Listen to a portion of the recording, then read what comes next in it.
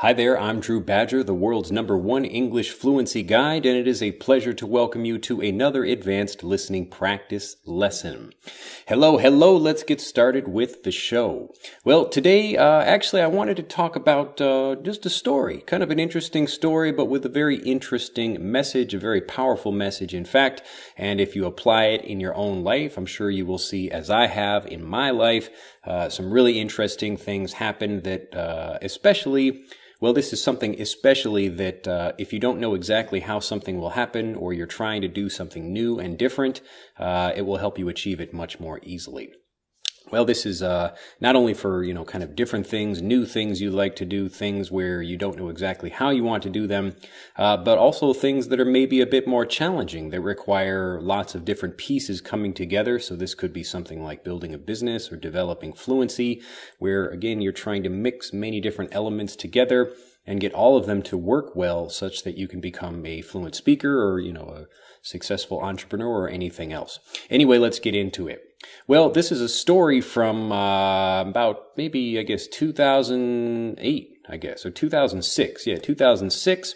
And I was living in Alaska at the time. So I had gone up there with a friend of mine. He wanted to do salmon fishing. So this is during the summer when salmon fishing boats go out into the waters around Alaska because they have good fish up there. So that's a kind of typical thing that maybe some college kids or younger students can do. But anyway, so you go up to Alaska and actually just walk around the fishing docks and look for jobs up there. So my friend, he had researched a little bit more about this and found some things that he really wanted to do. And one of those was getting onto a fishing boat because he really enjoyed fishing and that kind of thing. So I enjoy fishing myself from time to time, but it wasn't really important for me to do that. So when we got up there, this is, I'll tell kind of a shortened version of the story. But so my friend and I, we met after I'd been living in Japan for about 2 years. He and I wanted to just go up to Alaska and see the sights up there. We were kind of, still worried about the condition of the planet and the destruction really that we're doing. Our kind of own behavior is causing that. So we wanted to maybe see a piece of that, maybe undisturbed wilderness in Alaska, hopefully before it's gone, if it will disappear. We don't know for sure, but anyway, that was part of our motivation for wanting to go up there. And Alaska is a very beautiful place if you've never been up there before, especially in the summertime. It's not cold all year round. It's actually really nice in the summertime, but it's very interesting when you have the sun staying up, at like midnight, you can go out for a walk and it's still sunny, which is really interesting in summertime. Anyway, so we went up there and he had more of a specific plan than I did, and he again wanted to walk around. We went through, we got out of the airport in Anchorage, I believe, and then we went through, we took a van down to an island called Kodiak, so that's where we stayed, and then we took a ferry to Kodiak Island, and so lots of fishermen are living on that island, and you can go to the docks there and at the beginning of salmon season and see if anybody's looking for work or anybody's, looking for workers, I should say. So we went there, and he again had more of a specific plan about what he wanted to do. And I didn't really. I was just thinking, okay, I want to go to Alaska and I'm here. And the goal I had was not very specific. I was just thinking, wow, it'd be cool to go to Alaska. And I didn't know really exactly what I wanted to do there because part of my thinking was I don't know what my options are. And this is what people often think about things in life. They want to know, like, they're looking at the options of something, like they want to see the menu from life and say, okay, so it is possible to do X, Y, and Z, but I guess, this other thing is not possible, so I won't even think about that. But what you learn, or what I'd like to help you see in this video, and what I discovered doing that, is that you have to think about it in the opposite way. So instead of waiting for a menu to come to you, you first decide what you want, and then you kind of create your own menu. So you think about specific things you can do, even if you don't know what is actually possible to do. So the whole point of changing the way you think, and this is why I think about helping you see learning English in a different way. So trying to help you learn through stories and interesting life experiences. Maybe some of them are mine, or I describe stories from other people, just because this is the best way to learn. It's the exact same way that native speakers learn. We just share stories with each other, and this is how we develop a vocabulary as well as fluency, so we can be able to speak more confidently in conversations. Anyway, so we're getting off the ferry, and he's walking around the docks, and he's feeling pretty confident because he's probably got a pretty decent job on a salmon boat.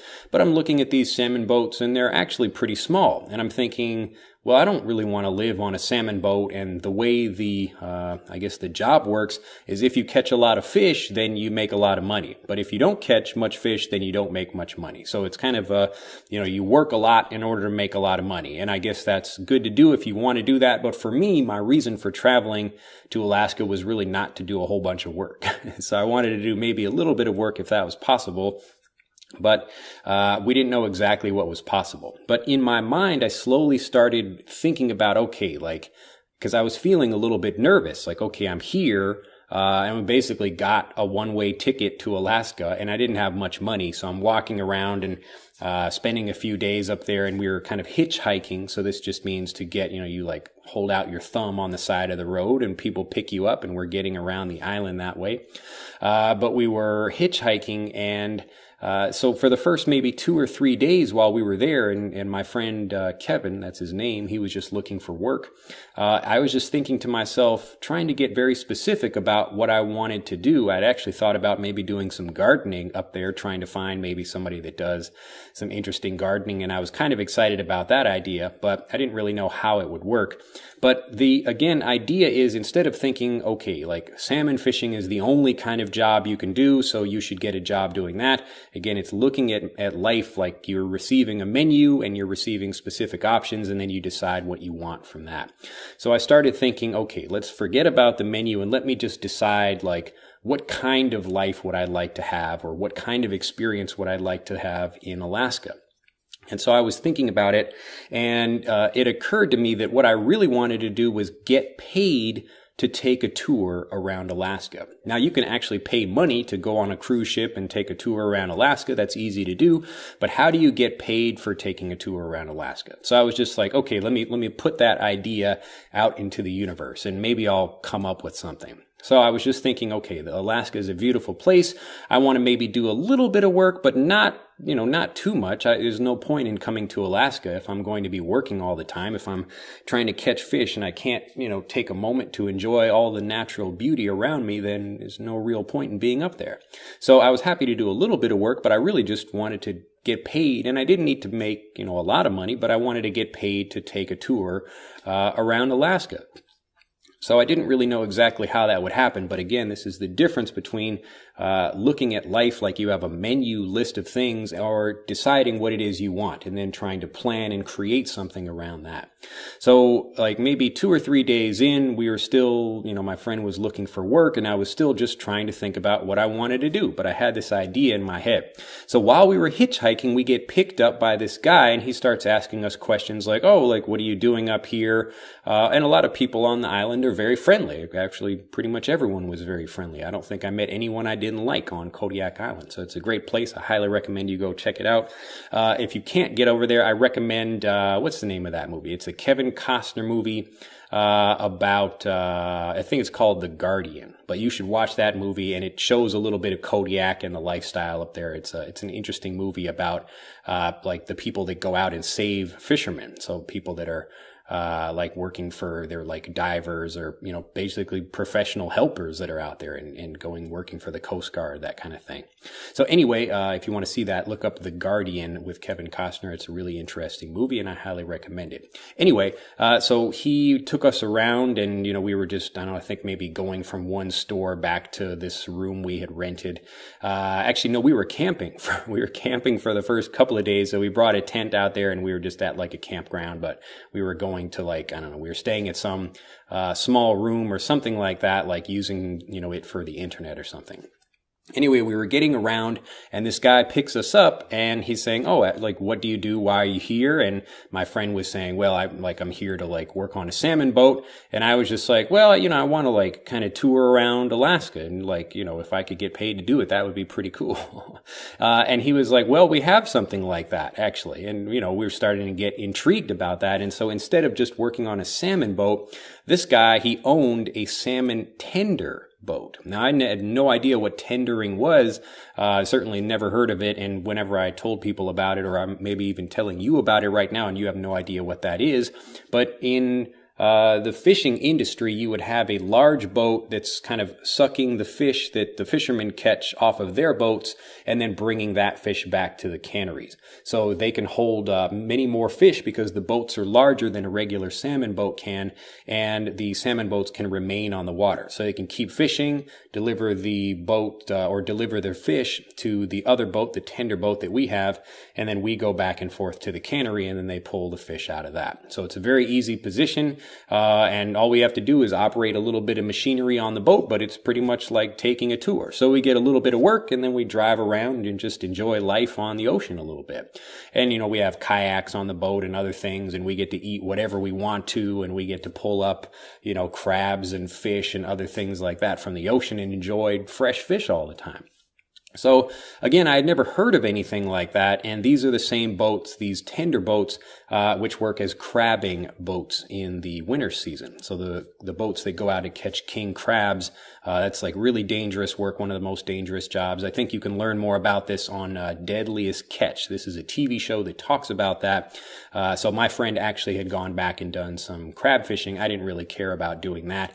I don't like being really cold, but so anyway, it's like crazy conditions. Everybody gets injured somehow doing something like that. But anyway, the whole point of this story is just to remind you, or to get you thinking that you shouldn't be looking for a list of options from a menu. You shouldn't be saying like from life, like, tell me what I can do. You should decide first what it is exactly you want to do and then begin looking for ways that you'll kind of get an answer to that thing. And you'll probably surprise yourself, as we did, looking at something like that. My friend joined me on the boat and we had a fantastic time living on this pretty large boat. I think it was about 90 feet long. So it had like a PlayStation 2 in it and all the food we can eat. And it was like a fantastic, it was like a college days or something. So we get to relax and we would just read books, and then we would do a little bit of work when people were catching fish, but we got paid every day whether we were working or not. So it wasn't making a lot of money, but it was way better than having to, buy food and rent and all these other things. So we really enjoyed our experience, and we never would have thought about something like that had we just said, okay, these are the only options we have and we're going to do that thing. So today isn't so much a lesson about how do you learn English or some specific tip for that, but it's related to it in the sense that if you're thinking about how do you get fluent, like for myself, when I was thinking about how can I get fluent personally in Japanese and how can I help other people become fluent in English, I wasn't thinking about what are the ways to learn English, or what are the specific things you have to do. I was thinking what are the results that I want to get, or the results that I want to help you achieve, and then kind of working backwards from there. So when you ask the universe for certain things, you are very specific about what you want. You ask the right questions, or at least specific questions, then you really do surprise yourself with the things you discover about what's available on our world. So even if you don't know necessarily what's available, don't worry about that. It's more about trying to do your own thing, think about what you want to do, and it becomes much easier for you to arrive at an interesting conclusion or receive an interesting path for your own life. So for myself, I've received the path of being an English fluency guide as opposed to a teacher, because I wasn't looking for how do I teach this? How do I teach that? How do I teach that? I wasn't asking questions about how do I teach. I was asking questions about what do you need to do if you want to speak fluently? What do you need to do if you want to actually use grammar correctly and automatically? What do you need to do if you want to pronounce words accurately? So it was a combination of thinking in this way that got me thinking now the way I do as an English fluency guide. Well, I hope you have enjoyed this story, this lesson. It's a really very powerful idea. I recommend you apply it in your own life. Again, don't look for the menu from life. Look for what you're trying to do. Think about the ideas you want to do, what you want to have, and don't try to stop yourself with like, well, that's not possible, or I don't know how I can do that. Like, just focus on what you want. And I've talked about this very important idea in this series before, so I forget which video it was in this series. There are now like 60 of them, something like that. But a fairly recent one, I believe. Anyway, you focus on what you want, not what's available, and that's what's going to get you something that you're really excited about. That's the end of this lesson. If you have enjoyed it, do click that like button, become a subscriber to the YouTube channel, and I look forward to seeing you in the next video. Bye-bye. To continue learning, click on the link in this video to download Speak English Naturally, our free guide to speaking and sounding like a native English speaker. The guide reveals the 3 most important kinds of conversational English you must learn if you want to sound native, and will help you experience instant improvement in your fluency and speaking confidence. To download your free guide on a mobile device, click on the link in the upper right of this video. To download your free guide from a computer, click on the link in the lower right of this video. I look forward to seeing you in the guide.